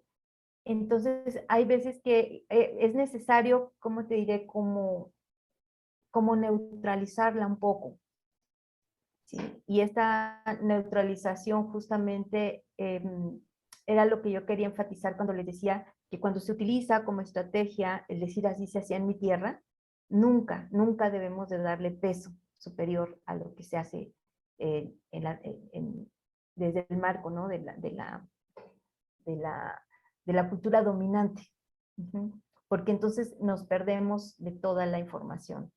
Nos perdemos de la información porque en muchas culturas, de nuestras culturas, esto ha sido para mí más evidente en el trabajo de campo aquí entre totonacos, por ejemplo, que ya han sido sometidos a procesos de desindianización muy fuerte, se asume de entrada que está mal, o sea que lo indígena está mal. Y ahí es muy importante realizar una labor distinta, que es el de empoderamiento, ¿no? Entonces, bueno, aquí han sido otras estrategias. En estas poblaciones con las que trabajo actualmente no tienen la indumentaria tradicional, ya perdieron la lengua, pero mantienen todavía un sistema de organización propio y demás, que es sumamente valioso, ¿no? Su sistema de reciprocidad está a tope, el sistema de ayuda es increíble, hacen cosas maravillosas con muy pocos recursos justamente porque sus redes son fuertes. Entonces ellos son reconocidos a nivel nacional, son reconocidos a nivel local por su trabajo. Entonces todo el mundo dice, es que esas personas son muy trabajadoras. Y ellos me decían, no es que seamos tan trabajadores, lo que pasa es que sabemos trabajar juntos. Y logran hacer grandes cosas. Pero sí, sí, o sea, eh, cuando se está trabajando en espacios que tienen pues esta sensibilidad, ¿no? A las culturas ajenas, tenemos que ser muy cuidadosos de nunca, nunca, nunca, nunca estar, eh, de vigilar, ¿no? Horizontal en todo momento, porque de otra forma se puede echar a perder el trabajo de campo. En el caso de los nahuas, no, ellos son unas personas, como les diré, como muy empoderadas en su cultura, o sea, tienen mucha claridad que lo que hacen lo hacen bien. Entonces, no fue tan, no tuve tanto ese problema, al contrario, o sea, lo que me decían siempre era, ustedes están mal en la ciudad, ¿no? Así de fácil. En la ciudad las mujeres no saben hacer nada, ¿no? Y aquí está usted como muestra. Y yo, ok, ¿no? Pero si me enseñan aprendo, ¿no? Que era siempre la postura. No, no, no sé. Le digo, yo lo sé, no sé hacer las cosas, pero si ustedes me enseñan, lo voy a aprender, ¿no? Entonces, va a depender de los contextos, la forma de trabajarlo. Muy bien, bueno, hay una pregunta de Erin Estrada del Colegio de la Frontera Sur, CUSUR en San Cristóbal de las Casas, Chiapas. El papel de las nuevas generaciones, ¿cómo es? ¿Siguen con los mismos principios, ya que la economía en migración y nuevas formas de ver cómo viven conflictos? Sí, bueno, aquí hay algo muy importante y es que la migración siempre ha sido una constante. O sea, yo siempre pensé que la migración era un problema de que por la insuficiencia de oportunidades, etcétera, pero constante. Y precisamente por eso sus redes familiares se extendían por muchísimos lados, ¿no? Llegando hasta otros países. Y iba una señora y me decía, dice, es que la tierra no se reproduce, no pare, ¿no? Sí. Entonces, no nos alcanza, dice, no nos alcanza para, para que todos se dediquen al campo. Entonces, la gente tiene que buscar su vida y va a buscar su vida quienes lo quieran hacer. Entonces, se presentan ahí estrategias muy claras para ponerse en acción y apoyar a los que deciden estudiar y marcharse. Y esas personas que salen, generalmente se van llevando a sus parientes de a poco a poquito, de a poco a poquito, para ayudarlos a salir adelante. Entonces, el proceso desde siempre, desde entonces hasta ahorita, sigue. O sea, los pueblos, nuestros pueblos indígenas están, pueblan las ciudades, ¿sí? Pero la parte interesante es que se van hacia las ciudades llevándose sus modelos. Esa es la parte más interesante. El, estos modelos, ¿no? de reciprocidad. Ahí a veces el problema, uno de los problemas serios es quién se va a quedar con la tierra, ¿no? ¿Quién le va a seguir dando continuidad? Lo que le preguntaba a un señor, ¿no? Porque nada más tenía un niño y una niña. Y le decía yo, imaginas, ¿qué vas a hacer si tu hijo decide irse a estudiar y dónde se va a ir tu tierra? Entonces él, yo recuerdo, ¿no? Es que lo veo tan claro, ¿no? Recuerdo que miraba hacia lo lejos y decía él tiene derecho, mi hijo va a tener derecho de elegir lo que él desee. Dice, pero si no se queda en la tierra es porque yo no supe hacer que su corazón se alegrara al ver florecer el maíz. Entonces, pues es una problemática constante, ¿no? ¿No? Está ahí, ha estado y seguirá estando. Mucha gente regresa, después de que se va, regresa a los pueblos. Entonces, pues ahí está, esta es una lucha interesante, ¿no? Que tienen las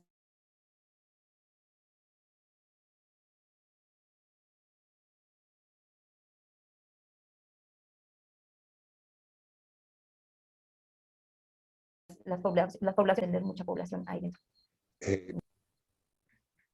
Gracias. Son temas que ciertamente hay que investigar, ¿no? Y profundizar en eso.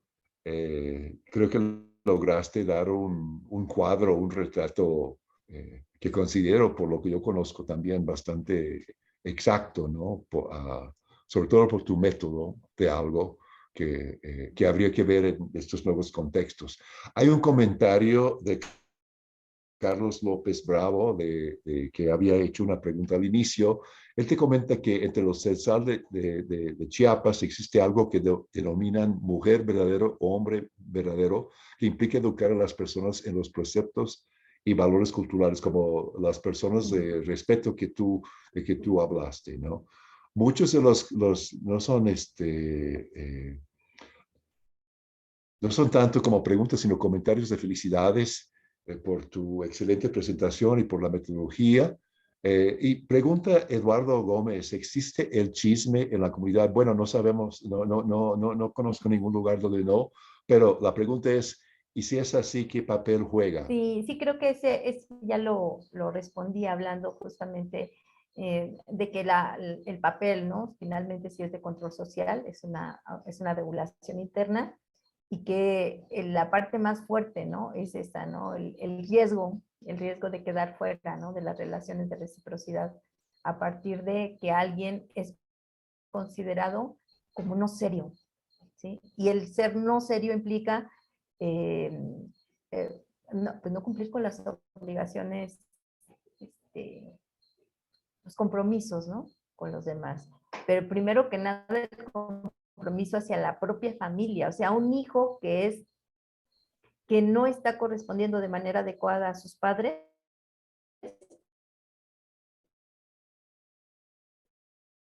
nuevamente ¿cómo vamos nosotros a estar a ayudarle, ¿no? ¿Cómo lo vamos a ayudar si ya estamos viendo que si ni con su papá se pone respetuoso, entonces yo que no soy su padre, ¿no? ¿Cómo?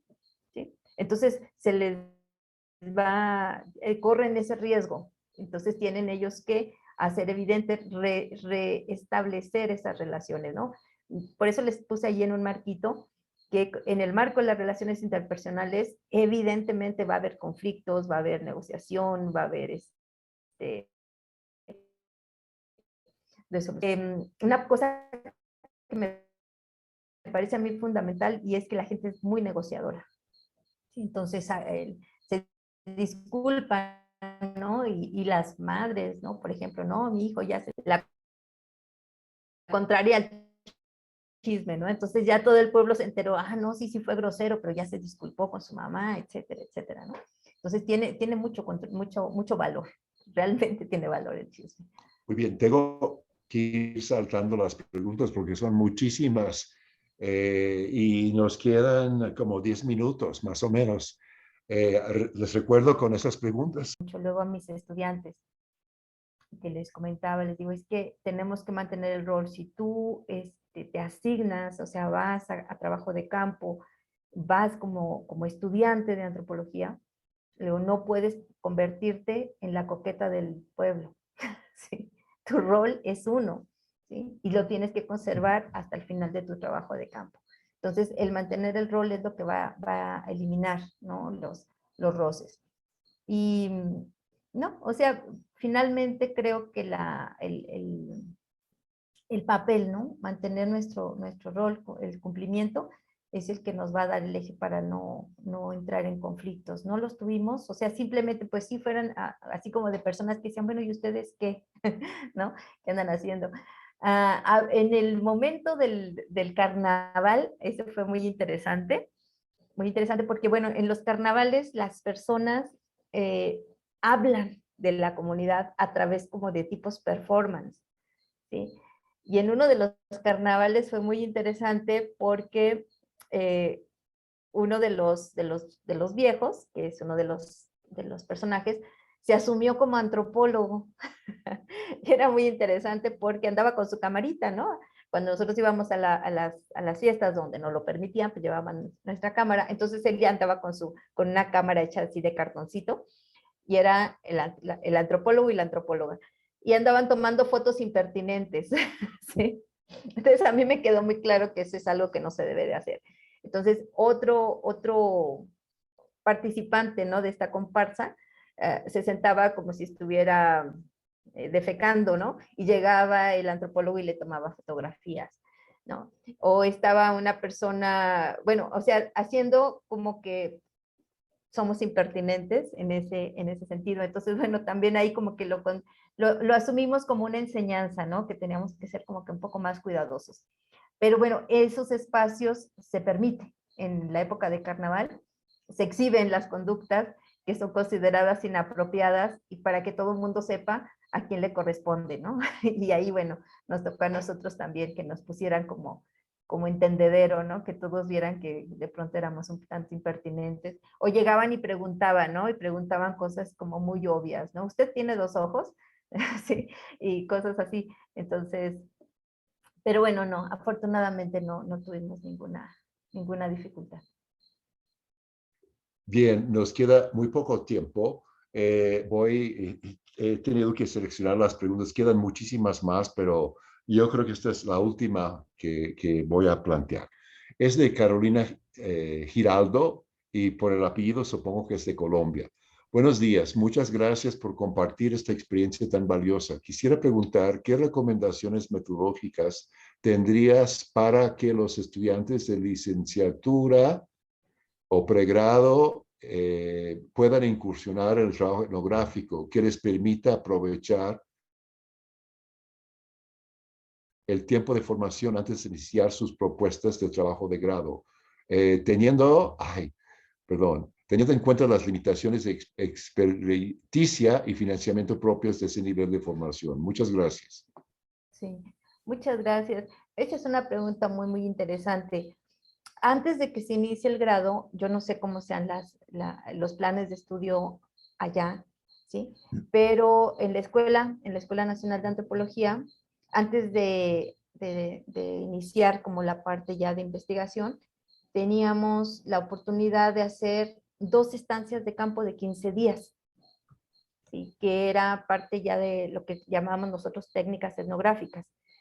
Entonces, creo que ahí es muy interesante que se practique, ¿no? Con visitas exploratorias,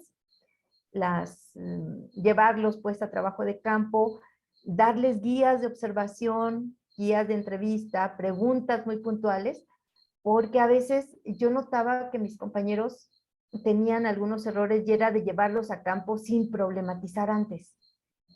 Entonces tienen que ir a campo, pero con algo que puedan problematizar, porque es como, ¿cómo les diré?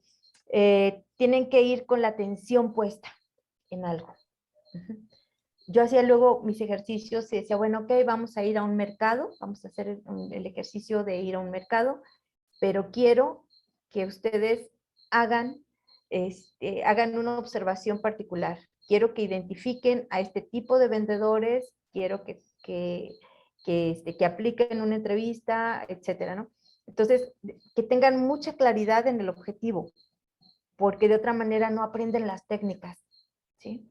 Cuando nosotros los dejamos a veces libres, en las primeras incursiones, posteriormente ya es mucho más sencilla, pero en las primeras incursiones, sí, o sea, que sean que vayan con un objetivo claro a trabajo de campo. En alguna ocasión me decía un estudiante, dice, es que me dejaron hacer una observación en un parque. ¿Y qué anotaste en tu diario de campo? Dice, pues que pasaron 2 señoras, un perro, el señor de los globos. Entonces, le decía, no, es que no es posible eso. Le digo, mira, concéntrate. O sea, si nosotros les decimos a los estudiantes, observa, ¿sí? Y trata de identificar los roles que tienen las familias que van a la plaza, ¿sí? Entonces los muchachos ya se van a fijar, van a decir, ok, observa quién es la persona que reparte el dinero, quién es la persona que vigila a los niños, cómo se da ese comportamiento de la mamá y el papá, cómo se comportan los niños, cuál es el comportamiento de género, ¿no? De los chiquitos, cómo se interrelacionan el niño y la niña, etcétera. Entonces ya les damos nosotros guía para que ellos realicen una observación con sentido. Ya que si a eso le sumamos una entrevista, ¿no? De, oiga, de algunos temas vinculados a la familia, pues ya les ayudamos mucho más. Pero tiene que haber orientación, o sea, tienen que saber a qué van a trabajo de campo. Y eso les va a ayudar también a ellos a organizarse ya cuando estén haciendo una buena investigación, ¿no? Y ellos mismos, porque a veces cambiamos de tema cuando estamos en el trabajo de campo, pero que tengan la posibilidad de estructurar rápidamente, aunque sea un anteproyecto, generar guías de observación, guías de entrevistas emergentes para que el trabajo de campo tenga sentido. Porque después nada más regresan, ay, es que ya me interesa otra cosa. ¿Pero qué hiciste? ¿No? O sea, el trabajo de campo se aprovecha. ¿Qué hiciste? O sea, ahí en campo se reelabora todo y se va para adelante, ¿no?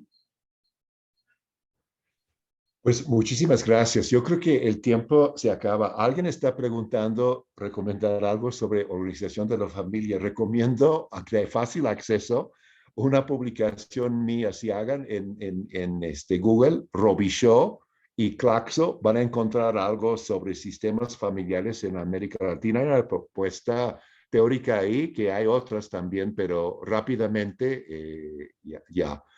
También Jorge Martínez nos está enviando la liga para inscribirse para no, perdón, esa es la sesión del 1 de septiembre, ¿no? Y bueno, pues los invito a conectarse en 8 días. Les vamos a enviar a todos los que estuvieron presentes y a los que inscribieron una liga para la sesión de seguimiento. Yo le pediría a Jorge, por favor, si quisieras pasar la portada, mientras que doy las gracias a Yuribia por su presentación, por compartir su metodología. Yo no sé si tú quisieras cerrar con algunas palabras, Yuribia. No, pues simplemente agradecer David, agradecer la escucha sobre todo, y bueno, pues invitarles si alguien quisiera que hagamos un diálogo, ¿no? Ya mucho más cercano, pues están invitados a la sesión del 14 de julio, en el que podemos platicar con mucho más tranquilidad y más calma. Gracias.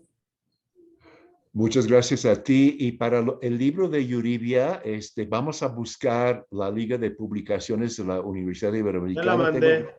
Envían, ¿sí? Ya la mandé la liga. Okay, ya está en el chat, ¿ok? Bueno, pues cualquier duda, se comuniquen con nosotros por el correo de la red. Agradezco mucho todo el apoyo del equipo de la Universidad de la Frontera en Temuco, a Guillermo, a Miguel, a Jorge Martínez también por el apoyo, y gracias por su asistencia. Esperamos verlos el día 14, y también les recuerdo que en agosto no tenemos este seminario, pero reanudamos el 1 de septiembre con la conferencia de la doctora Daniela Salvucci. Su presentación es sobre el parentesco y los niveles ecológicos en el noroeste argentino. Muchas gracias. Que tengan muy buena tarde. Hasta luego.